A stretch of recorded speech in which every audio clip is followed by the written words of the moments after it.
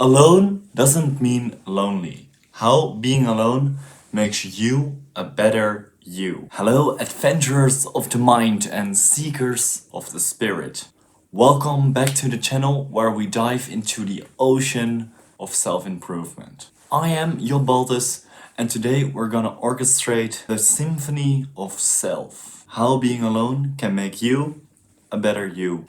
I am on a mission to help as many people as possible to express themselves. That is why I make all my videos and write my articles in the first place, to share my journey and provide as much value as possible. Today we dive into the art of being alone and how it enriches us togetherness of our lives. How being alone can make you a better you. There was a time that being alone felt like screaming in a crowded room and yet being unheard. My story began with fear, but it transformed into a discovery of self. A symphony of silence that played the most profound notes in my life. To make this nice talking a bit more concrete, as a kid, being alone in a crowd was, well, not my favorite thing. It was uncomfortable and scary, but as I grew up, I found power in those quiet moments. Now, let's explore why and how you can do that too. Today's focus is on three aspects. Our general dislikes of being alone, the benefit that solitude can offer, and how enhancing the relationship with ourselves can improve the conversations and relations we have with others. Let's strip away the noise and get to the heart of why we most oftenly avoid the quiet. Is it fear, a memory, or perhaps a misunderstanding of what it truly means to be with oneself? For many, it's an inner dialogue they rather not hear, or perhaps it's not knowing what to do with the silence. We get to the roots of this discomfort and offer some solutions.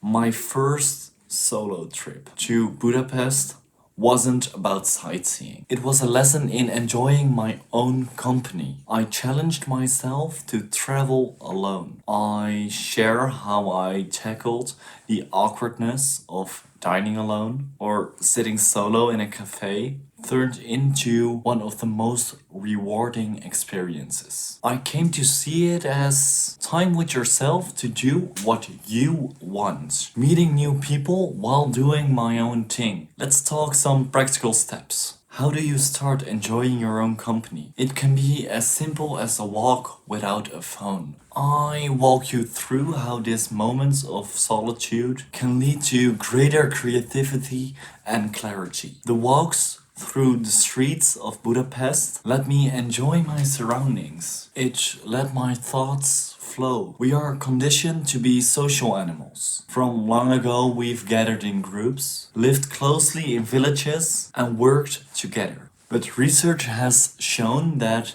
spending time alone can increase your creativity and can give you more clarity in your head. Alone time can help us regulate our emotions. Now I still walk a lot, just 30 minutes a day without my phone or stimulants, and I can tell you a lot of my ideas, things to do or steps to take came up during those walks. I challenge you now to take a walk alone and leave that phone behind. Let the rhythm of your steps be the conversation you have been longing for with yourself. Reflect with me for a moment. When I learned to enjoy my own company, my relationships transformed. I was no longer seeking validation. I was there to share, to contribute, to enhance our collective experience. I share here how this me time have directly influenced my we time. A lot of those realizations came to me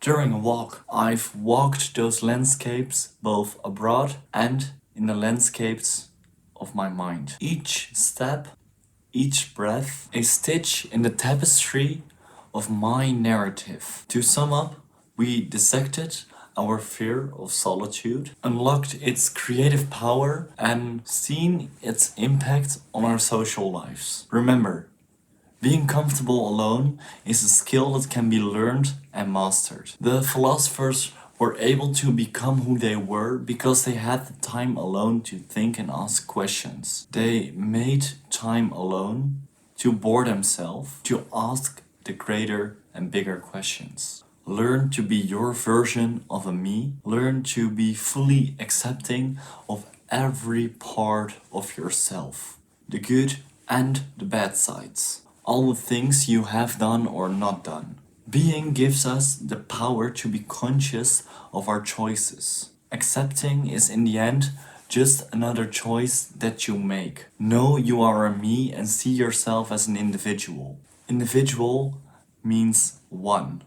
That means that you are one individual, one me, in every form. Both your ego and your pride are both part of a me as one individual. Embrace that. If you are a good me, you can be a valuable we. If this video resonated with you, share it with someone who might be struggling with solitude. Like, share and subscribe, not just for notifications, but for a deeper connection with the content that matters. I want to hear from you now. How do you find solitude in your daily life? What are the whispers of your silent teachers? Comment it down below. And if you want to know more about this whole concept, I will leave my article down below as well, so you can read more in depth about everything we talked about. As we wrap up today's journey, I leave you with this thought. Solitude is the soul's melody. Learn its rhythm and you will dance the symphony of life. In the quiet moments of life, we find the loudest truths. Think about that. Until next time, don't forget to share. Ciao.